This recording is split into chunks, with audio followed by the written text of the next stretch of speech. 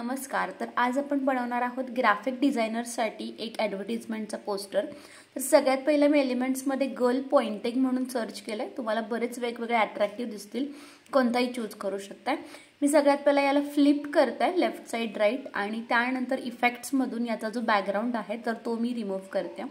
जो extended part आहे तर तो थोडासा मी क्रॉप करून वापरते आणि त्यानंतर एकदा मी माझा फोटो फिक्स केला की त्यानंतर मला जी माझी टेक्स्ट आहे तर ती मला व्यवस्थित इथे सेट करायला लागणार आहे। तर सध्या मी अलाइनमेंट वगैरे डिटेलमध्ये नाही बघणार आहे, फक्त मी एक टेक्स्ट आहे रॉ फॉर्मॅटमध्ये, तर ती मी जशी मला हवी आहे किंवा जशी मी ट्राय करणार आहे तर तशी मी तिथे सेट करून बघणार। आता हा कंटेंट आहे माझा, ही टेक्स्ट आहे। तर याला डेकोरेट करण्यासाठी सगळ्यात पहिली मेथड म्हणजे फॉन्ट स्टाईल असते। तर वेगवेगळे फॉन्ट स्टाइल्स यूज करून बघणार तिथे थोडंसं। आता मी हा जो आहे पार्ट 3rd नंबरचा लाईन तर त्याला मी थोडा रोटेट केला। तर हे जे फॉन्ट स्टाइल्स मी वापरते तर ते एकमेकांसोबत एकत्र कंबाईन झाले पाहिजेत, ज्याला आपण फॉन्ट कॉम्बिनेशन बोलतो। जो पार्ट आपण बघितलेला आहे फॉन्ट कॉम्बिनेशनचा, तर ते एकमेकांसोबत व्यवस्थित अटॅच झाले पाहिजेत आणि ते अट्रॅक्टिव्ह दिसलं पाहिजेत, मॅच झाले पाहिजेत सगळे।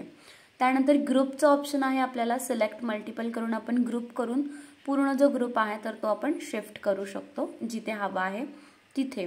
त्यानंतर मी बॅकग्राऊंडला काय करते, ग्रेडियंटमध्ये कलर ॲड करते, 2 वेगवेगळे कलर्स। जसं की मी येल्लो प्लस येल्लोच ॲड करणार आहे, फक्त वेगळी शेड जी आहे तर ती यूज करणार आहे। बॅकग्राऊंडला मी ग्रेडियंटमध्ये कलर दिलेला आहे। त्यानंतर आता थोडंसं आपला जो टेक्स्ट आहे तर त्याला अट्रॅक्टिव्ह करण्यासाठी मी एक बॉक्स शेप घेतला, त्याची साईज स्मॉल करून ज्या साईजमध्ये हवा आहे त्या साईजमध्ये करून त्याला थोडंसं मी रोटेट केलं। त्यानंतर नेक्स्ट आहे मला कलर चेंज करायचा, ब्लॅकवरती येल्लो कलर थोडासा अट्रॅक्टिव्ह दिसतो, येल्लोवरती रेडसुद्धा अट्रॅक्टिव्ह दिसतो, तर कलर कॉम्बिनेशन इथे थोडंसं मला चेक करायचं आहे। त्यानंतर अजून एक महत्त्वाची गोष्ट म्हणजे फॉन्ट कॉम्बिनेशन, जे आपण स्टार्टिंगला बोललो होतो, तर वेगवेगळे फॉन्ट कॉम्बिनेशन्स मी ट्राय करून बघितले। सोबतच इथे सुद्धा मला थोडासा हा जो क्रिएटिव्ह ग्राफिक्सचा फॉन्ट आहे तर त्याला अट्रॅक्टिव्ह करण्यासाठी मी एक बॉक्स वापरला। त्या बॉक्सची पोझिशन मी बॅकवर्ड केली आणि त्यानंतर त्याचा जो कलर आहे तर तो मी चेंज करून बघितला। ठीक आहे, मी चेक करते। आता इथे जर तुमचा बॉक्स सिलेक्ट होत नसेल तर लेयर्सच्या ऑप्शनमध्ये जाऊन तुम्ही तुमचा जो बॉक्स आहे तर तो सिलेक्ट करू शकता।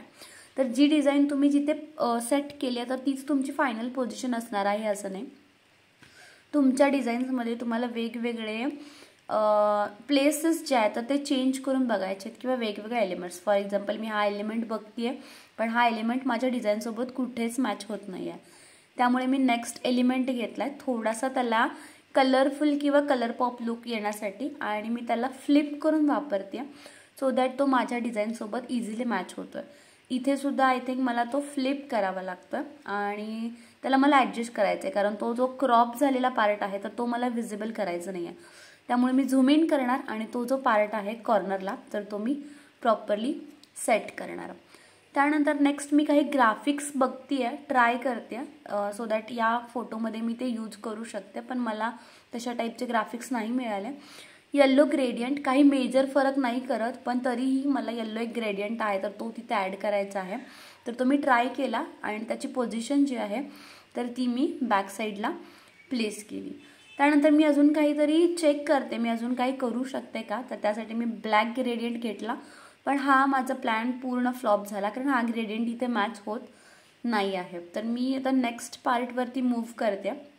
इथे मी थोडंसं क्रिएटिव्ह डिझाईन्स हव्यात, त्यामुळे क्रिएटिव्हशी रिलेटेड एखादा ग्राफिक मला मिळतोय का तर ते मी चेक करते। तर वरती तुम्हाला दिसतंय ग्राफिक्स पण दिसत आहेत, सोबतच फोटोजसुद्धा दिसत आहेत, तर कोणता पार्ट दिसतोय का तर ते मी चेक करते।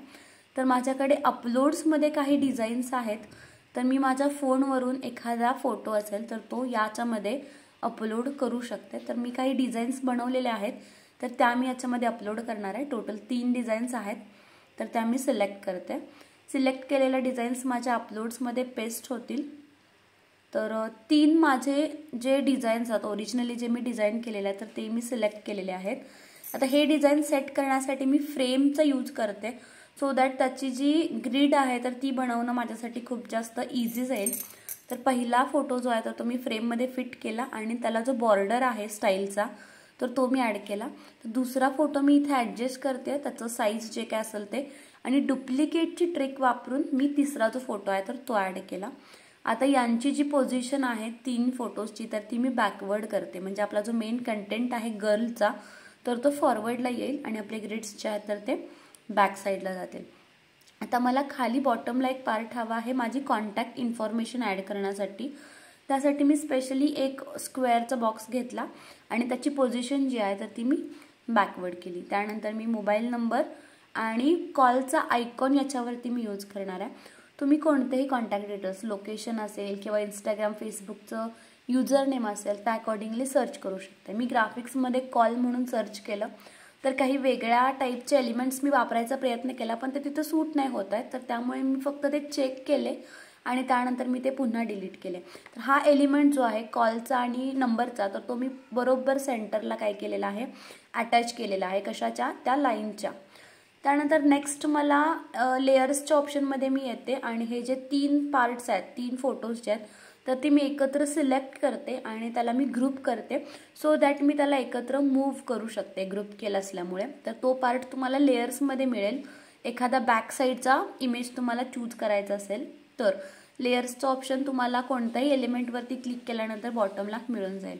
त्यानंतर माझा जो काही कंटेंट आहे, म्हणजे जे काही पोस्ट किंवा जे काही डिझाईन्स मी देणार आहे तर ते मला इथे ॲड करायचे आहेत. तर त्याचे मी टेक्स्ट जो आहे तर तो ॲड करते.